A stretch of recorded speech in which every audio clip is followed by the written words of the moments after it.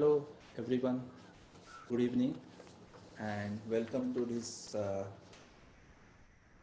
musical conversation Samvad with Guruji Tala Yogi Pandit Suresh Talwarkarji. And I'm sure most of all you have heard him, you have seen him in the concert, in the performance, live, in concert here as well as in India. But some parents, some students who are not aware about this field and the stalwarts such as my Guruji, Sureshji. So I would like to just give a small introduction which he doesn't need, but just for your information. I would like to give his introduction. So Pandit Suresh Talwarkarji, Guruji, was born in 1948 in Mumbai and initially learned from his father Dattatreya Talwarkar. Later, he has learned under Guru Pandit Pandharinath Nageshkar and Pandit Vinayak Rao Ghangrekar and studied the Carnatic rhythm music under Vidwan Ramnad Ishwaranji. He has spent many years accompanying and spent musical time with Pandit Gajanan Bua Joshi from Gwalior Gharana and Pandit Nivrutti Bua Sarnaik, who are the stalwarts of vocal style of music. Guruji has accompanied almost all top classical musicians from India as well as dancers. He has performed very frequently with legend Sarangi maestro Pandit Ramnarayanji and also accompanied regularly with well-known vocalist Pandit Ulhas Kasharkarji for many years, and still he has been busy with his solo concerts as well as accompanying Ulhasji. He taught tabla players who are already well established professionally in the field, including Pandit Vijay Ghate, Pandit Ramdas Parsule, his son Satyajit Talwarkar, daughter Tavani, and few others including myself.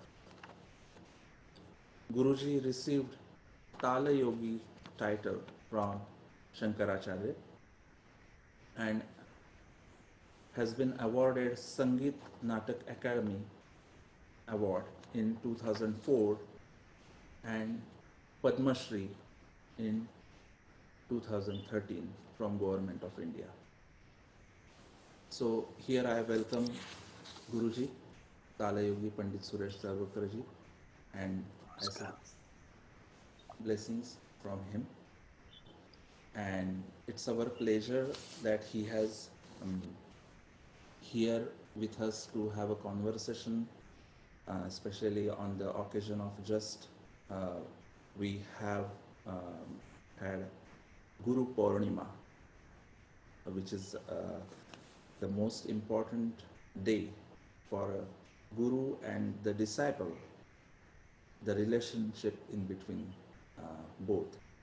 And that's what now my first question to Guruji is.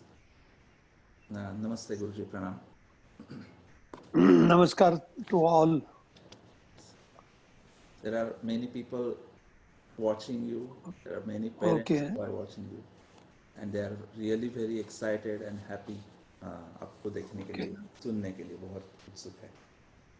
तो गुरुजी, मेरा पहला सवाल आपसे है कि गुरु शिष्य परंपरा जो पहले के दौर पे हुआ करता था और आज का दौर जो परंपरा, गुरु शिष्य परंपरा, तो उसमें वो सिस्टम या उसमें क्या फ़र्क है, क्या आज भी कॉमन चीज़ें हैं, क्या है, उसके बारे में आप बताएंगे? अ, सबको नमस्कार करके मैं अपने विचार प्रकट करना चाहता हूँ, क्योंकि Indian music it can be a classroom teaching, very essential music. Our music is we called मौखिक परंपरा, गुरु शिष्य परंपरा।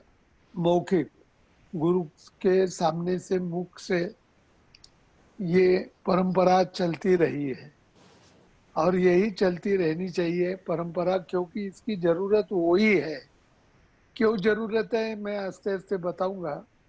क्योंकि म्यूजिक ये चार तत्वों से बना हुआ है। एक तो म्यूजिक, हमारे म्यूजिक में शास्त्र है, तंत्र है, मटेरियल यानी विद्या है, और लास्ट कला है। वाह। तो ये जो म्यूजिक के चार प्रकार हैं, उससे संगीत हमारा बंधा हुआ है। तो ऐसा इसमें एक कला, ये क्षेत्र ऐसा है कि जो सिखाया नहीं जाता है मगर संस्कार किया जाता है। जो संस्कार से ही प्राप्त होता है, सिखाने से प्राप्त नहीं होता है। ऐसा है कि इसलिए क्लासरूम टीचिंग ये पॉसिबल नहीं है हमारे म्यूजिक में, क्योंकि एस्थेटिक्स जो है वो संस्कार से प्राप्त होता है। म्यूजिक की जो सुंदरता है, क्योंकि वो उसका संबंध रियलाइजेशन से है। वो रियलाइज होने के लिए गुरु के सानिध्य में शागिर्द को आना बहुत अनिवार्य चीज है। गुरु के सानिध्य में सहवास और गुरु का श्रवण, ये दो चीजों से संस्कार बनते हैं। तो संस्कार के बगैर ये तो पॉसिबल नहीं है। और इसीलिए इसी के कारण इसको गुरु शिष्य परंपरा माना गया है। क्योंकि इसलिए ये क्लासरूम टीचिंग नहीं हो सकता है कि एक हमारा सिलेबस है और ये क्लासरूम टीचिंग है, ऐसा नहीं हो सकता है। जैसे कि आजकल जो यूनिवर्सिटीज में सिखाने वाले लोग होते हैं, वो कहते हैं मेरा सेमेस्टर तो कंप्लीट किया, मैंने तो कंप्लीट किया मेरा सेमेस्टर। तो हम लोगों का सेमेस्टर कभी कंप्लीट होता ही नहीं, क्योंकि हमारा तत्व ये बताता है कि शागिर्द को आने तक सिखाया जाता है। शागिर्द को केवल समझाया जाता है, सिखाया जाता है, ऐसा नहीं है। उसको आने तक सिखाया जाता है। वो है गुरु शिष्य परंपरा।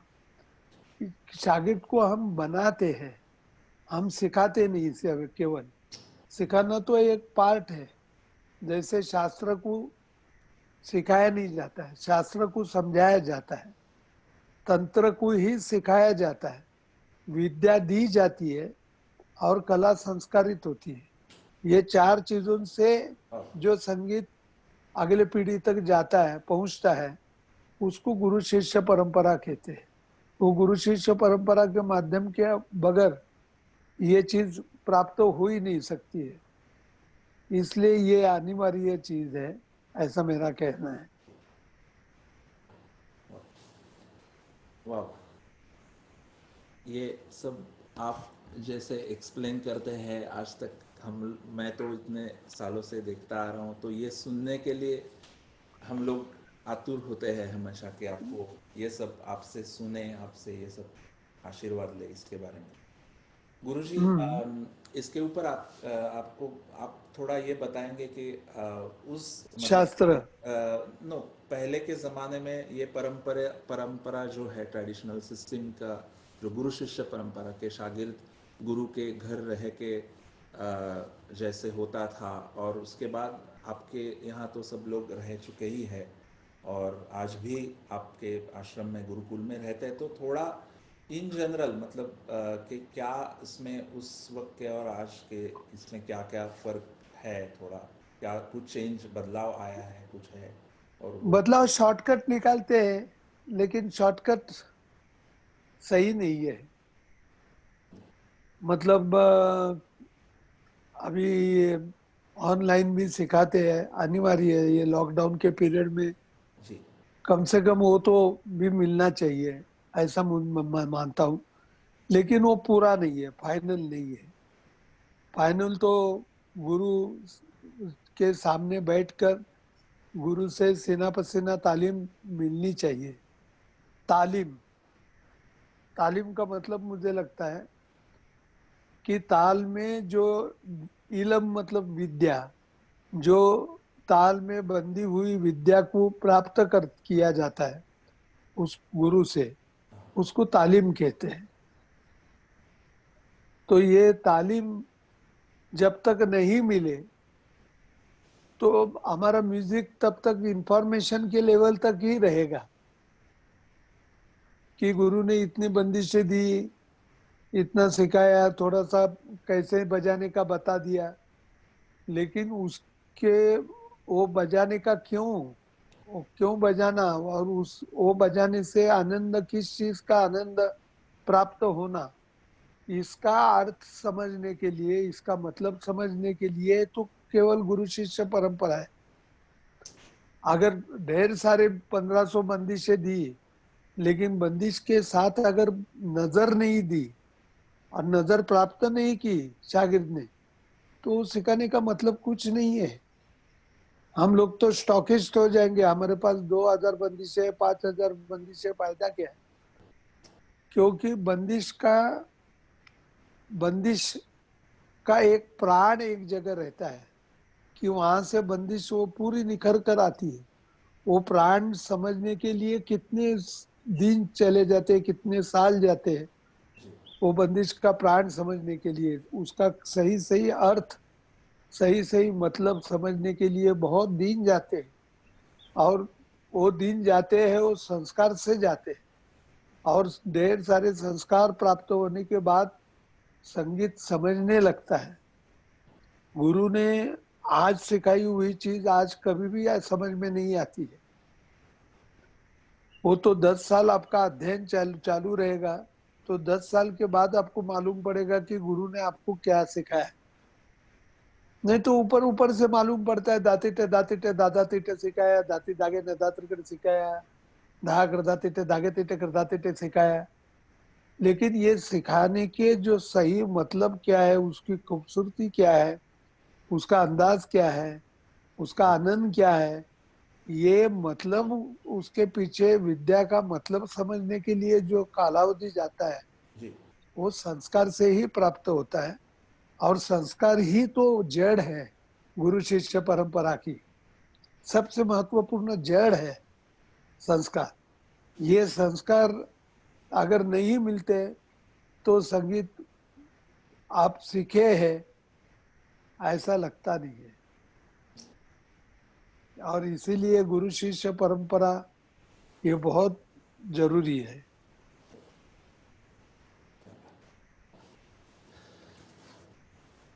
सो एक सब लोगों को मैं बताना चाहता हूँ यहाँ पे कि मुझे कुछ बीच में मैसेज आ रहे हैं कि स्टूडेंट लोग हिंदी नहीं समझ पा रहे हैं। तो I request all parents to have a patience and explain if possible now or later, because I'm sure many students they understand Hindi, or the way we are having this conversation interview with Guruji, so I think Hindi is the आज I think ask them to record, जी record हो रहा है record it. गुरुजी, यहाँ पे record हाँ, zoom नहीं, हो रहा हर है। एक को हर एक को रिकॉर्ड करने के लिए बोलिए। हाँ जी। वो भी हाँ, करें, कोई हरज नहीं है। हरज नहीं। क्योंकि ये सब्जेक्ट ऐसा है जी। कि बार बार सुनने से ही थोड़ा थोड़ा मिलेगा, सही। प्राप्त होगा। जी। एक बार एकदम सुनने से प्राप्त होगा ऐसा मुझे नहीं लगता है। और ये बार बार सुनेंगे तो प्राप्त होगा। जी, और जैसे गुरुजी समझा रहे हैं वो हिंदी भाषा में कुछ जो उसके शब्द है, तो I think that is the best right now, so please have a patience and just listen what Guruji is saying, and later on we can always, I am here, we are recording this interview, so later on we will explain to kids who doesn't understand Hindi. तो गुरुजी next मेरा सवाल है। अभी कुछ कुछ बातें हैं कि संस्कार के लिए प्रॉपर वर्ड बहुत मुश्किल होता है, और फिर भी लोग कह सकते हैं संस्कार के लिए, मतलब जिनकी वाकई हिंदी अपनी मातृभाषा के जी मतलब मालूम है और इंग्लिश भी प्रभुत्व है, वो बता सकते हैं, जी ऐसा नहीं है। लेकिन सही रूप में हम लोगों के लिए तो बड़ा मुश्किल होता है कि संस्कार किससे प्राप्त होते हैं। जी तो संस्कार श्रवण और सहवास, ये दो चीजों से प्राप्त होते हैं संस्कार। और संस्कार इतने आवश्यक क्रिया है संगीत में कि उसका मतलब समझने के लिए कितने साल बीत जाते हैं, फिर एक खुशबू सही है। मिल जाती है, जी ऐसा है।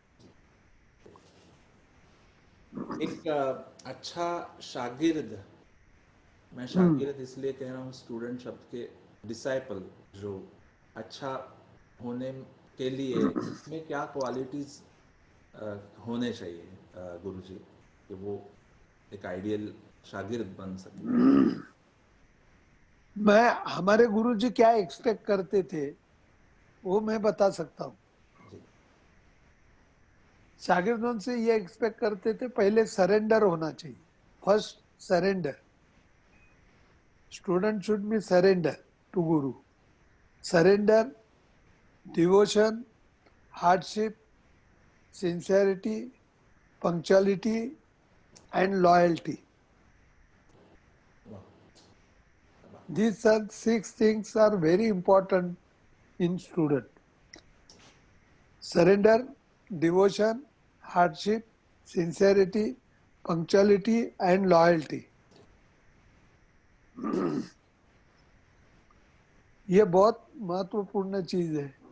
इसमें इंटेलिजेंट भी हम लोग एक्सपेक्ट नहीं करते। Intelligent, if intelligent student will come to us, we afraid many times, क्योंकि उसका इंटेलिजेंस उसको रियाज से दूर लेके जाएगा, ये डर रहता है। अभी इतने साल का मेरा अनुभव है, एक्सपीरियंस है। ऐसा भी नहीं है कि इंटेलिजेंट नहीं होना चाहिए, इंटेलिजेंट हो तो अच्छी बात है, but these are 6 things are very important than intelligent. ऐसी गुरुजी क्या खास बात है, ये सवाल मैंने कुछ जो निकाला था जो उसमें नहीं था ऑब्वियसली, तो कि ऐसी क्या बात है कि जो आपके शागिर्द, हालांकि म्यूज़िक फील्ड में सब, तबला में तो है ही, और इन जनरल म्यूज़िक फील्ड में भी आप ही के शागिर्द जो ये जो सच है वो मैं कह रहा हूँ पिछले 25-30 सालों से, कि वही लोग सबसे ज़्यादा एक अच्छे शागिर्द बन चुके हैं। और ऐसा नहीं कि बाकी फील्ड में नहीं है बिल्कुल, बट जैसे जिस तरीके से जितने लोग इतने 30-35-40 साल में आपके शागिर्द, ये क्या कारण हो सकता है ये, मतलब। मुझे लगता है कि जो गुरु वेल विशर होना चाहिए स्टूडेंट के बारे में। अगर उसका अच्छा बज नहीं रहा है तो उसको प्रॉब्लम लगनी चाहिए गुरु को। गुरु अगर निग्लेक्ट करने लगेगा ना, तो समझ लीजिए कि कुछ मतलब नहीं है। कैसा भी किया तो भी गुरु को सहन करता है, ये नहीं होना चाहिए। शागिर्द के प्रति गुरु की भावना बहुत वेल विशर की होनी चाहिए, और उसकी सीमा नहीं है कोई। मतलब गुरु खुश कब होता है कि गुरु से जब अच्छा बचता है शागिर्द का, तभी गुरु अच्छा खुश होता है। वाह, वाह, और गुरु गुरु से शागिर्द अच्छा होना ही चाहिए। बाकी के फील्ड में देखिए ना, आप सब विदेश में देखिए, बाकी के फील्ड में सिखाने वाले लोगों से सीखने वाले लोग आगे जा रहे हैं। तो म्यूजिक क्या है, ये एक सब्जेक्ट है ऐसा है कि गुरु से बढ़ना नहीं चाहिए, ये गलत है। गुरु से बढ़कर ही शागिर्द निकलना चाहिए। अगर ये इंटेंशन गुरु में रहेगा तो जी, तरक्की होने वाली है। पक्की तरक्की, यही आपका क्वेश्चन था ना? जी, जी, गुरु जी। हाँ, तो फिर तरक्की होने वाली है। मतलब क्वेश्चन ये। अरे सिखाने वाले की अगर ये वेल विशिंग की इच्छा होगी ना, वेल विशर की भावना रहेगी, जी, तो गुरु को भगवान रास्ता दिखाता है कि कैसे सिखाओ कैसे सिखाओ। ये मेरे साथ हुआ है, ये मैंने अनुभव इसका प्राप्त किया, मैंने एक्सपीरियंस ले चुका हूं मैं इसका। क्योंकि अरे इसका तिरकिट बज नहीं रहा है करके मुझे 2 3 4 दिन तक नींद नहीं आ रही थी। क्या करने से इसका तिरकिट टायर बजेगा, कैसी मूवमेंट होनी चाहिए, ये सोचते सोचते शागिर्दों की शागिर्दों की तरक्की होती रहती है। उसकी जड़ कहाँ है? क्योंकि शागिर्दों के बारे में वेल विशर होना गुरु को बहुत आवश्यक है। जी। हाँ, बहुत बड़ी बात कही है आपने गुरु जी। नहीं, और हकीकत में क्या है, गुरु भी एक आदमी है, आदमी ही है। तो जी, आदमी में जो स्वभाव के गुण धर्म होते हैं कम ज्यादा, वो तो आ ही जाते हैं। ये अच्छा स्वभाव का गुण धर्म आना प्राप्त करने के लिए उसकी गुरु में वो भावना होनी चाहिए, बहुत जरूरी है। ऐसा है। जी, तो इसी के कारण थोड़े बहुत मेरे सभी लोग कहते हैं आपके सब जगह स्टूडेंट है, आपके सब स्टूडेंट सब अच्छा बजा रहे हैं।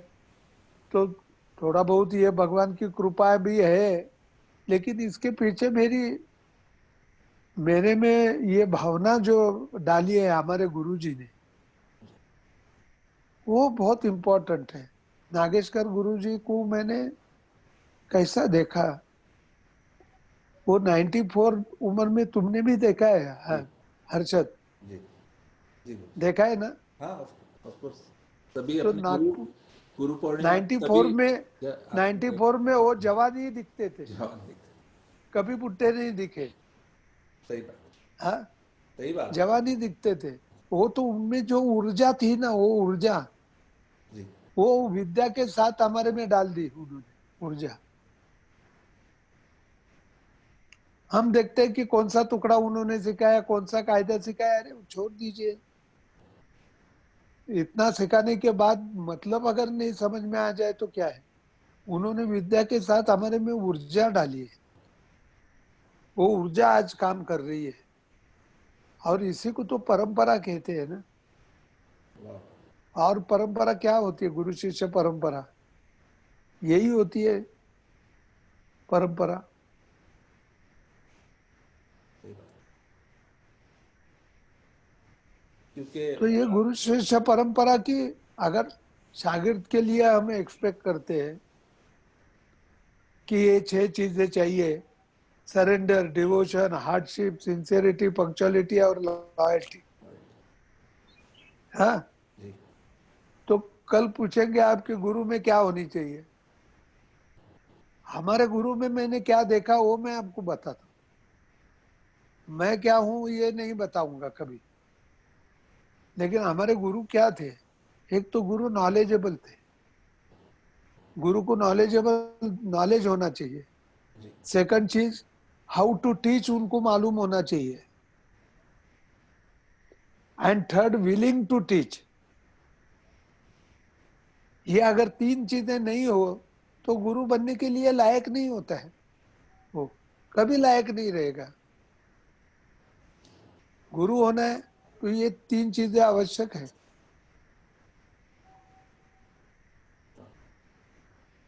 और इसी के कारण आज आज मेरे जी। गुरु कोई अस्तित्व में नहीं है, लेकिन ऐसा मैं फील नहीं करता हूँ। आज सांस ले लेता हूँ तो आके सिखाते हैं आज भी। ये मेरी भावना है। When I practice, they come and show me always। अपनी भावना क्या होनी चाहिए गुरु के प्रति, वो बहुत जरूरी है।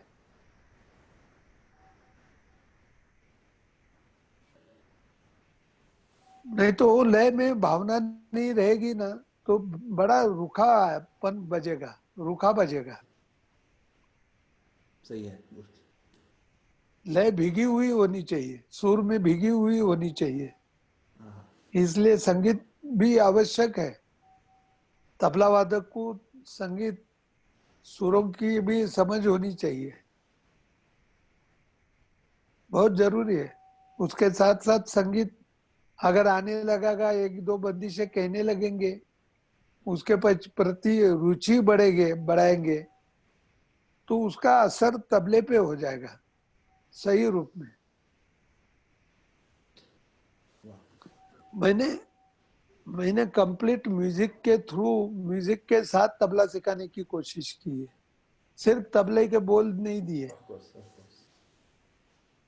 पूरा म्यूजिक का ढांचा क्या है, ये इसके पीछे क्या सुंदरता है, ये पहुंचाने की मैंने कोशिश की है। और थोड़ा बहुत उसका रिजल्ट मुझे मिला भी है, भगवान ने दिया है, ऐसी मेरी भावना है। मुझे याद है कि बहुत बार ऐसा पूना में आपके जो सुदर्शन में या नादरूप में भी होते थे तो आप सब लोगों को गवाते थे गाने की बंदिश, अगर है ना? गाने की बंदिश इसलिए, नगमे की जो बंदिश होती है जी। वो आनी ही चाहिए, मालूम तो समझ में आनी ही चाहिए। अगर उसके साथ साथ कहेंगे और ठेका लगाएंगे तो फिर मालूम पड़ेगा कि ये शब्द आगे कैसे जाता है, पीछे कैसे जाता है लय के, और फिर भी लय को कायम कैसे करने का, वो जो सुंदरता है, तो वो बहुत जरूरी है ना। ऐसी बहुत सूक्ष्म चीजें होती है कि जो सिखाई नहीं जाती है, समझाई भी नहीं जाती है, मगर असर किया जाता है, प्रचिति ला ही जाती है शागिर्दों के सामने। और वो प्रचिति को ध्यान में रखते हुए शागिर्द जब अपनी साधना की ओर बढ़ता है, तब उसको तरह तरह के एक्सपीरियंस प्राप्त होते हैं, तरह तरह के एक्सपीरियंस। और तरह तरह के एक्सपीरियंस में वो कुछ कह नहीं पाता है, मगर एक्सपीरियंस जरूर होते हैं। ऐसे चीज को अनुभव नहीं कहते। अनेक अनुभव से उसको एक चीज समझ में आने लगती है, लेकिन वो कह नहीं सकता है, उसको कहते हैं अनुभूति। अनुभूति। और अनुभूति का जब ढेर सारा संचय हो जाता है तो ज्ञान प्राप्त होता है, ऐसा है। क्योंकि ज्ञान बाहर से कभी भी अंदर नहीं आता। मैं किसी को ज्ञान नहीं दे सकता हूँ। गुरु हमेशा इंफॉर्मेशन देता है, प्रचिति लाके देता है, लेकिन उसकी साधना अगर शागिर्द की नहीं बने, तो साधना से, अगर साधना उसके ऊपर नहीं हुई शागिर्द की, तो वो अनुभूति प्राप्त भी नहीं होगी। साधना अगर होगी तो ही उसको अनेक अलग अलग तरह की एक्सपीरियंस मिलेंगे, और अलग अलग एक्सपीरियंस से उसको कुछ चीज समझ में आने लगती है, एक हाथ उसको अनुभूति कहते हैं। तो ज्ञान, ज्ञान जो है, ज्ञान, जी हर्षद जी सुनो, ये ज्ञान जो है वो कभी बाहर से अंदर नहीं आता है, नेवर। अंदर से बाहर जाता है ज्ञान, ऑलवेज, ऑलवेज। बाहर से अंदर जो आती है वो इंफॉर्मेशन आती है। इसलिए ज्ञान अनुभूति के बगैर नहीं होता है, अनुभूति साधना के बगैर नहीं होती है, साधना संस्कार के बगैर नहीं होते, और संस्कार गुरु के बगैर नहीं होते। वाह ये है, वाह ये बहुत, मतलब ये बड़ी प्रैक्टिकल फिलोसॉफी है। मतलब यहाँ तक मैं स्पष्ट रूप में समझ चुका हूँ कि संगीत का, म्यूजिक का ट्रैवल किस तरह होना चाहिए और कैसे होता है। अरे मैंने तो ये देखा है कि पहले विद्यार्थी होता है, विद्यार्थी से शिष्य बनता है, शिष्य से कलाकार बनता है, कलाकार से टीचर बनता है, टीचर के बाद गुरु बनता है, और गुरु के बाद आचार्य बनता है। और आचार्य कौन? जो विद्यार्थी की भूमिका में जा सकता है, विद्यार्थी के स्टेटस में लेवल तक जा सकता है, वो आचार्य। तो ये सारी मैंने अवस्था हमारे अनुभव समाज में हमारे गुरु लोगों से देख चुका हूँ, और इसका थोड़ा थोड़ा मतलब समझ में आ चुका है मेरे। मुझे ये बिल्कुल नहीं कहना है कि सब कुछ मैं समझ चुका हूँ क्या है ये, ऐसा मुझे कुछ कहना नहीं है। लेकिन हमारी परंपरा में हमारे गुरु, गुरु के गुरु को मैंने देखा है। उनको जब देखता हूँ तो हमारे गुरुजी उनके गुरु के सामने कैसे पेश होते थे, जी कैसे बैठते थे, कैसे बात करते थे, उनके बारे में क्या सोचते थे, उनकी साधना कैसी थी। तो ये सारी चीजें अब समझ में आने लगती है, तो ऐसे लगता है कि क्या बात है। ये गुरु शिष्य परंपरा का वाकई जवाब नहीं है। वाह जो भारतीय संगीत परंपरा जो है हमारी, संगीत, आयुर्वेद, ज्योतिर्वेद और वैदिक परंपरा, ये चारों चीजें सिखाने की क्लासरूम टीचिंग नहीं होनी चाहिए। ये गुरु शिष्य परंपरा ही होनी चाहिए। ये आइडियल है, ऐसा मुझे कहना है। लेकिन हमारा दुर्दैव है कि इस परंपरा को स्टैंडर्डाइज किसी ने किया नहीं। एक्चुअली ये परंपरा को स्टैंडर्डाइज करना चाहिए। जी ये तो समाज का काम है, संस्कार सरकार का काम है स्टैंडर्डाइज करना इसको कैसे। सही क्योंकि ये क्लासरूम टीचिंग हो ही नहीं सकता है। आज कितने एग्जाम देने वाले एमए विथ म्यूजिक हुए हैं, लेकिन गाना बजाना कितने लोगों को आता है? बहुत कम लोगों को आता है। म्यूजिक में डॉक्टर बने, मगर ऐसे बहुत कम डॉक्टर है कि जिनको म्यूजिक की सही सही समझ है।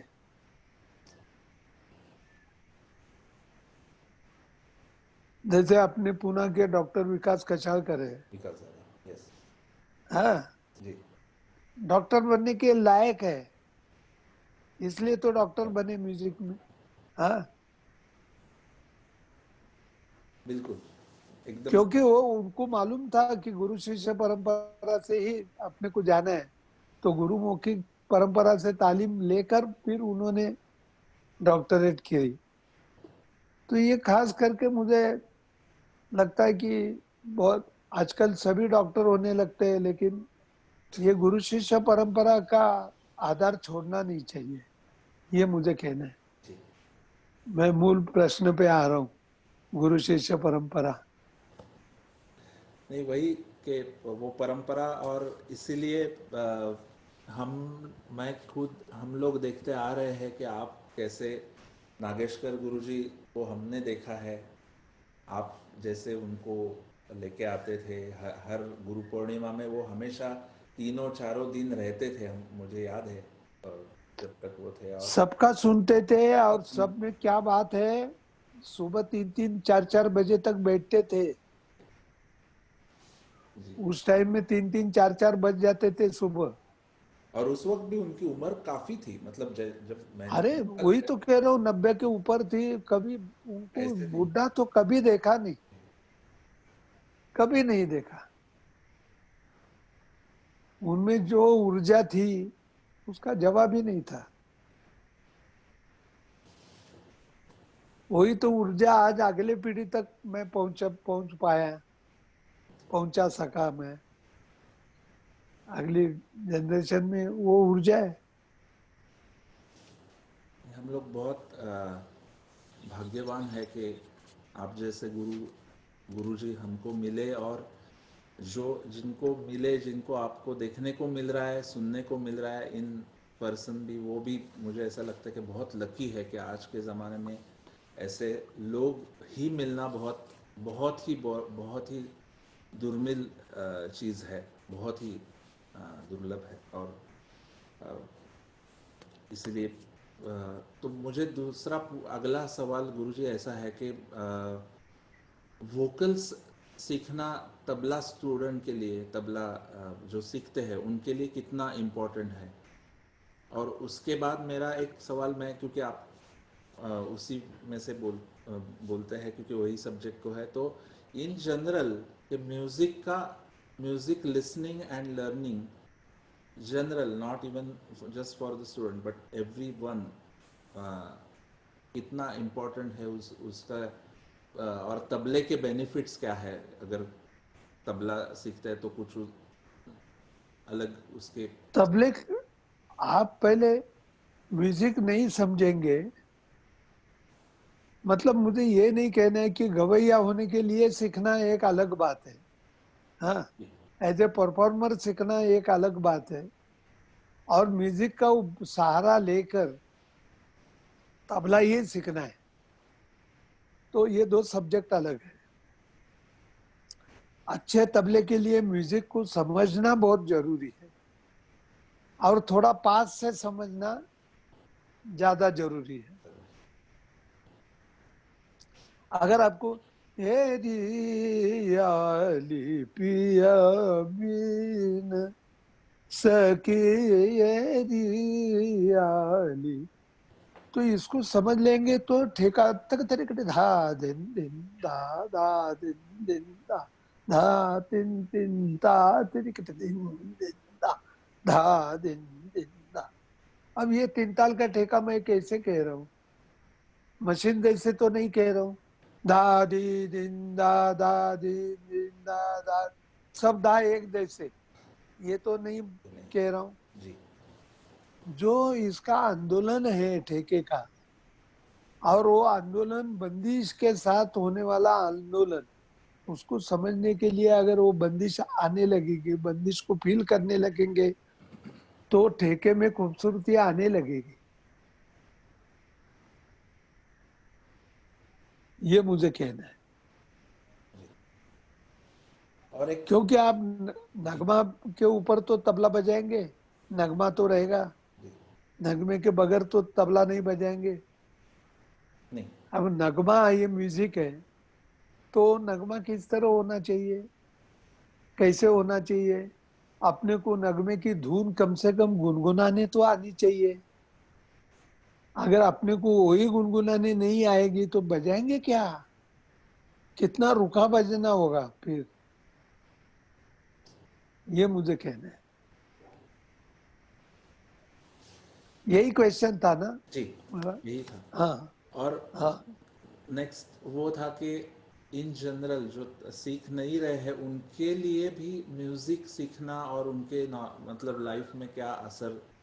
अ, अरे म्यूजिक, टोटल म्यूजिक सिखाने से तो आदमी की चित्त वृत्तियां जो होती है, चित्त, जी, आदमी में जो चित्त होता है, हाँ, वो शुद्ध होता है, हो जाता है। संगीत करना क्यों,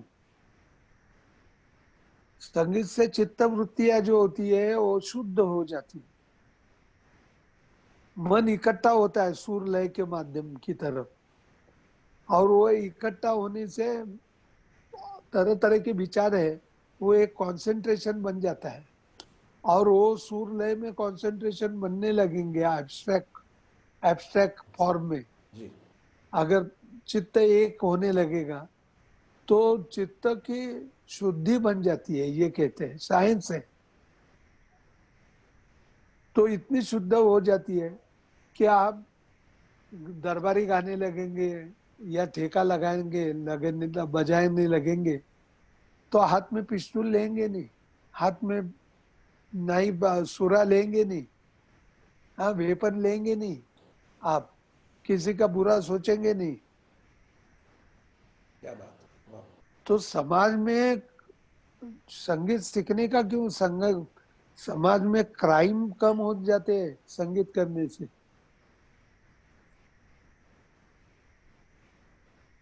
वाह। तो ये पेरेंट्स लोगों ने समझने की बात है कि अगर इतना कंसंट्रेशन हो जाता है स्टूडेंट का, तो स्टूडेंट उनके एकेडमिक करियर इतने अच्छी तरह कर लेते हैं, बहुत आगे चले जाते हैं,